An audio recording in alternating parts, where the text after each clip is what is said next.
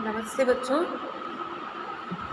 अपन कल बात कर रहे थे विभिन्न अर्थव्यवस्थाओं में मुद्रा की भूमिका की, और इसमें अपन ने देखा था कि पूंजीवादी अर्थव्यवस्था में मुद्रा की क्या भूमिका होती है। अब आज अपन देखेंगे समाजवादी अर्थव्यवस्था में मुद्रा की भूमिका।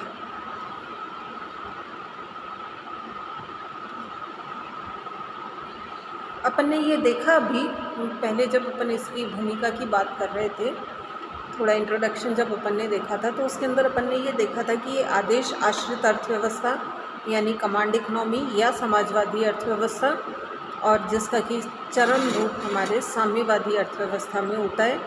इसमें राज्य का प्रभुत्व सर्वोपरि होता है और इसमें आर्थिक व्यवहार एक केंद्रीय अधिकारी द्वारा निर्धारित होता है। क्या उत्पादन करना है, कैसे उत्पादन करना है, किसके लिए उत्पादन करना है, ये सारे निर्णय एक केंद्रीय एजेंसी द्वारा लिए जाते हैं। इन निर्णयों में पूंजीवाद में बाजार की भूमिका या कीमत तंत्र की भूमिका प्रमुख होती है। इसलिए आदेश आश्रित अर्थव्यवस्था और केंद्रीय नियोजित अर्थव्यवस्था को समानार्थी माना जा सकता है। समाजवादी अर्थव्यवस्था में केंद्रीय नियोजन में अनेक प्रकार के आंकड़ों की आवश्यकता होती है।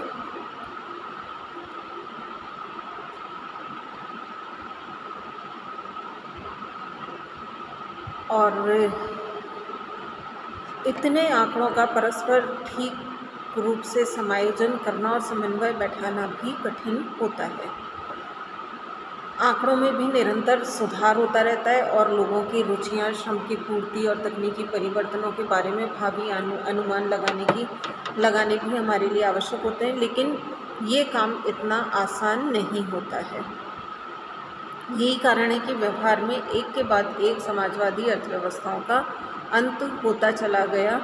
केंद्रीय नियोजन की विफलता सामने आती गई और आज तक जो चीन और रूस हमारे साम्यवादी अर्थव्यवस्थाओं के प्रतीक माने जाते थे, उनमें भी बाजार अर्थव्यवस्था या निजी उद्यम वाली अर्थव्यवस्था को प्रोत्साहित किया जा रहा है और इस प्रक्रिया को अधिकाधिक स्वीकार भी किया जा रहा है। समाजवादी अर्थव्यवस्था में मुद्रा का उपयोग हमें कई रूपों में देखने को मिलता है, जिसमें सबसे पहले हम बात करें सिद्धांतः समाजवादी की। ये मुद्रा विरोधी माने गए थे। सैद्धांतिक रूप से समाजवादी मुद्रा विरोधी माने जाते हैं और इससे श्रमिकों के शोषण का मुद्रा को कारण भी मानते हैं। लेकिन समाजवाद में भी मूल्य के मापक के रूप में मुद्रा का प्रयोग हमेशा किया जाता रहा है। सरकारी भंडारों में वस्तुओं और कीमतों का निर्धारण कर दी जाती है, जिन्हें लोग एक सीमा तक खरीदते जाते हैं और एक निर्धारित राशि के बाद वो रुक जाते हैं। अतः विनियोग, चाहे विनियोग के माध्यम के रूप में समाजवाद में मुद्रा के प्रयोग को कम करने का प्रयास किया गया हो, लेकिन मूल्य के मापक या खातों की इकाई के रूप में मुद्रा का प्रयोग जारी है। वस्तुओं और सेवाओं के मूल्य मुद्रा में आके जाते हैं, तभी हिसाब लगाना भी संभव होता है। इसके अलावा समाजवादी अर्थव्यवस्थाओं में विभिन्न विनियोगों की परियोजनाओं में से चयन करने में लागत लाभ की गणना में भी मुद्रा का उपयोग किया जाता है। जिन परियोजनाओं में लागत की तुलना में लाभ अधिक होता है, उद्यमकर्ता उन्हीं का चुनाव करते हैं। जिन परियोजनाओं में अप्रत्याशित लाभ की मात्रा उनकी लागत से कम आंकी जाती है, उन्हें छोड़ दिया जाता है। समाजवादी अर्थव्यवस्थाओं को अंतर्राष्ट्रीय लेन देन में भी मुद्रा का प्रयोग करना पड़ता है। जैसे विघटन से पहले सोवियत संघ और भारत में परस्पर व्यापार, विनियोग, टेक्नोलॉजी का हस्तांतरण रूबल और रुपये के आधार पर ही होता रहा था, और पूर्व के वर्षों में भारत की रूस के प्रति ऋणग्रस्तता को मुद्रा के रूप में चुकाने का समझौता किया गया था। तो इस तरह समाजवादी देश भी विदेशी लेन देन में मुद्रा का प्रयोग करते हैं। इसके अलावा पिछले वर्षों में यूरोप के विभिन्न देशों और रूस आदि में समाजवाद से बाजार अर्थतंत्र या पूंजीवाद की ओर अग्रसर होने या जाने की प्रवृत्ति दिखाई देने लगी। आर्थिक उदारीकरण, निजीकरण और स्वतंत्र उद्यम की अवधारणा पूरे विश्व में प्रचलित होने लगी। बाज़ारीकरण, निजीकरण और अंतर्राष्ट्रीयकरण, लिबरलाइजेशन, प्राइवेटाइजेशन एंड ग्लोबलाइजेशन, इसने मुद्रा की भूमिका को बहुत महत्वपूर्ण या सुदृढ़ कर दिया। रूस ने विश्व के 7 धनी देशों, जिसको हम G7 कहते हैं, उनसे आर्थिक सहायता लेने का प्रयास किया।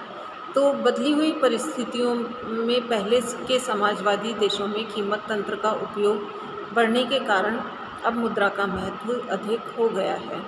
आज के युग में कीमत संयंत्र या कीमत प्रणाली का उपयोग सभी प्रकार की अर्थव्यवस्थाओं को करना पड़ता है। चीन जैसा साम्यवादी देश भी कीमत प्रणाली के माध्यम से विश्व में की महान आर्थिक शक्ति बनने का प्रयास कर रहा है।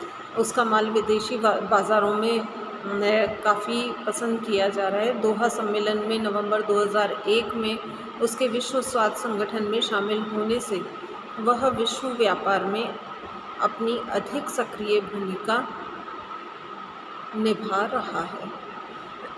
इसके अलावा सोवियत यूनियन के में 2 प्रकार की योजनाएं पहले पूर्व में बनाई जाती थी।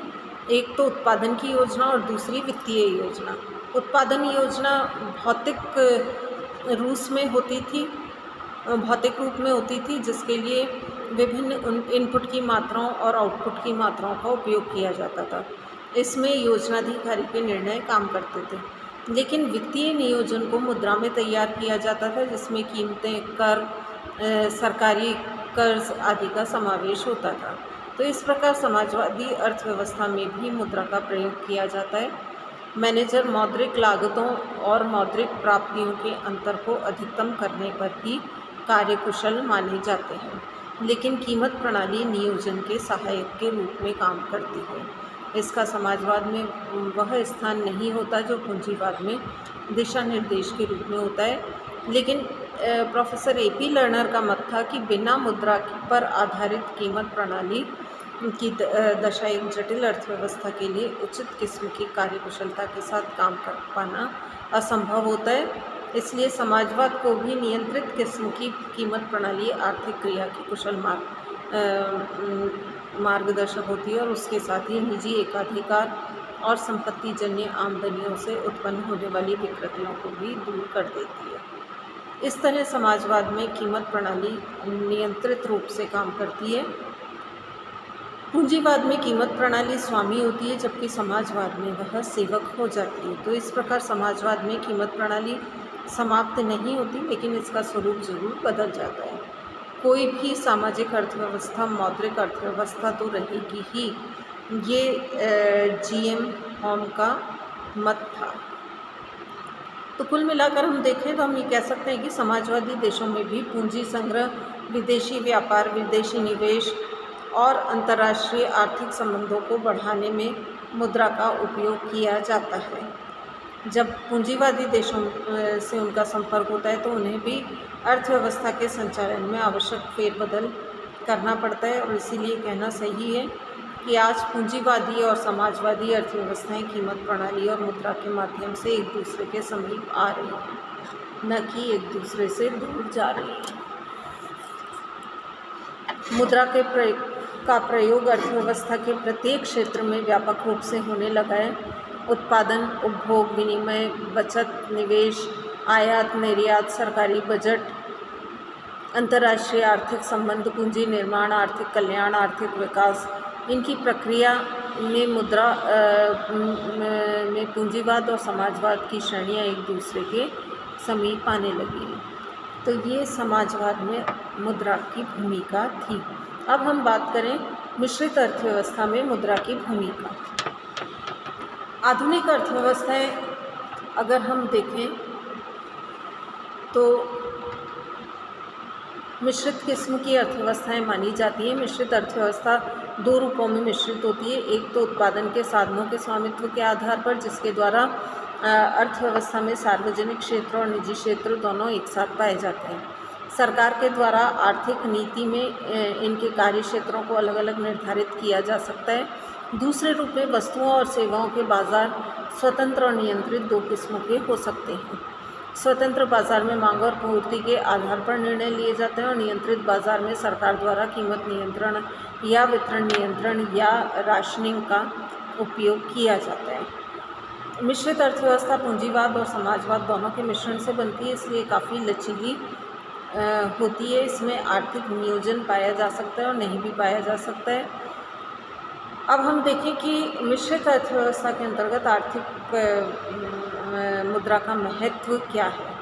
मुद्रा इस तरह की अर्थव्यवस्था में अपने प्राथमिक, सहायक, आकस्मिक और अन्य प्रकार के कार्य संपादित करती है। इसकी उत्पादन, उपभोग, विनिमय, वितरण और सार्वजनिक वित्तों में महत्वपूर्ण भूमिका होती है। इसके अलावा आर्थिक विकास के लिए साधन जुटाने के लिए सरकार कर, बचत, उधार, घाटे की वित्त व्यवस्था आदि का सहारा लेती है।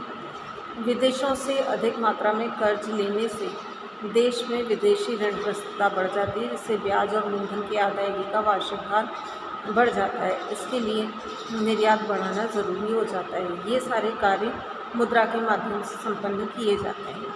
मुद्रा के बिना इन कार्यों का संचालन संभव नहीं हो पाता है। फिर विदेशी मुद्रा के कोषों का आर्थिक विकास पर गहरा प्रभाव पड़ता है। जुलाई 1991 में ये लगभग $1 अरब थे, जो मई 2008 में $316 अरब के स्तर पर पहुंच गए। लेकिन बाद में विश्व में आर्थिक मंदी के कारण भारत से विदेशी मुद्रा का बहिर्गमन होने लगा, जिससे सितंबर 2009 के अंतिम सप्ताह में ये घटकर $281 अरब पर आ गया। अब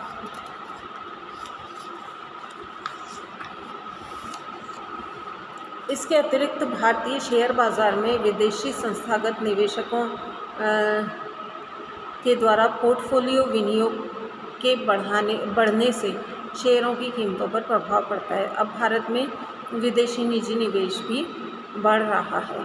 फिर सरकार सार्वजनिक क्षेत्र के उपक्रमों के शेयर बेचकर मुद्रा प्राप्त कर रही है, जिसका ठीक से उपयोग करने की आवश्यकता होती है।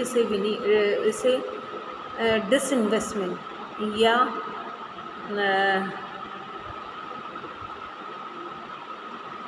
विनिवेश की प्रक्रिया कहा जाता है। विभिन्न देशों से आर्थिक समझौते किए जा रहे हैं, जिससे आगे भारत में व्यापार बढ़ने की स्थिति उत्पन्न होगी। तो इस तरह से अगर हम देखें तो मिश्रित भूमिका में मुद्रा उत्पादन, उपभोग, बचत, विनियोग, करारोपण, सरकारी व्यय, आंतरिक उधार और विदेशी उधार, घाटे की वित्त व्यवस्था, ब्याज की दर, विदेशी व्यापार, आयात निर्यात आदि ये सब मुद्रा से प्रभावित होते हैं। इस तरह मिश्रित अर्थव्यवस्था में मुद्रा की भूमिका बहुत कुछ पूंजीवादी अर्थव्यवस्था से मिलती जुलती है। इसका कारण ये है कि आजकल अधिकांश मिश्रित अर्थव्यवस्थाओं का झुकाव पूंजीवादी अर्थव्यवस्थाओं की ओर ही पाया जाता है। सभी अर्थव्यवस्थाएं मूलतः बाजार के निर्णयों पर निर्भर करती हैं और उनमें कीमत प्रणाली का बोलबाला रहता है। जिन मिश्रित अर्थव्यवस्थाओं में केंद्रीय नियोजन नहीं होता, उनमें आर्थिक क्रियाओं के संचालन में कीमत संयंत्र और मुद्रा की मुख्य भूमिका होती है। देश विदेश में माल व पूंजी के लेन देन मुद्रा के माध्यम से ही संचालित होते हैं। देशी मुद्रा के साथ साथ विदेशी मुद्रा का भी अर्थव्यवस्था में योगदान होता है। मुद्रा की विनिमय दर के उतार चढ़ाव भुगतान खाते में निरंतर प्रभावित करते हैं। सरकार मिश्रित अर्थव्यवस्था में मौद्रिक व साख नीति में आवश्यक परिवर्तन करके मुद्रा स्फीति को नियंत्रित करती है। निवेश को प्रोत्साहित करके आर्थिक समृद्धि की दर को प्रभावित करती है और आय के वितरण को अधिक समान करने का प्रयास करती है। मिश्रित अर्थव्यवस्था में मौद्रिक नीति, राजकोषीय नीति व उत्पादन नीति में आवश्यक परिवर्तन के साथ सरकार विकास को प्रोत्साहित करती है। अकेली मौद्रिक नीति कारगर नहीं हो सकती। इसलिए कहना ठीक होगा कि मौद्रिक नीति का महत्व होता है, लेकिन केवल मौद्रिक नीति का ही महत्व नहीं होता है।